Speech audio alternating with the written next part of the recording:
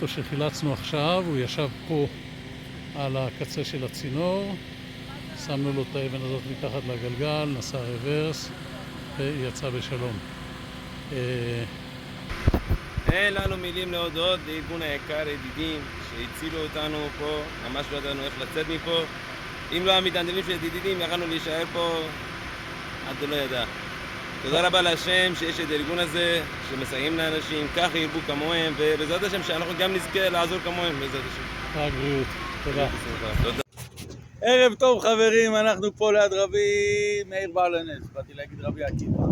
הנה התכשיט שלנו פה, ניסה להיות 4x4, שקע, יש לו שקיעה יפה פה. מאחור אנחנו מתחברים לאיפה שהקפיצים שלו, כי אין מקום אחר, ובעזרת השם נעשה ונצליח, נחלץ אותו. לילה טוב לכולם, אנחנו פה נסענו לטבריה לטיול, ללא עם משפחה, ואני עשיתי שטות, חשבתי אני 4x4, נכנסתי עם האוטו המסחרי לחולות, ופה לשם האוטו התחפר, נתקע האוטו הגדול, והתקשרנו למשטרה. למי לא התקשרנו? אף אחד לא יכל לבוא לעזור.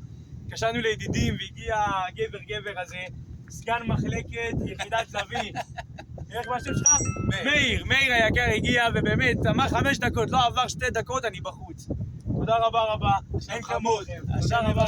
קודם כל תודה רבה לידידי, ותודה רבה לך, הבאת אותי פה לרבי מאיר, נתפלל על עם ישראל ועל כל העולם שיהיה לנו שלום בעזרת השם. אמן. זה 2. דבר שלישי, האוטו הזה גדול. יכול להיות שיש לך מקום גם לקומפרסור, גם לערכת פאנצ'ר, לבוסטר קטן, ותצטרף אלינו, לידידים.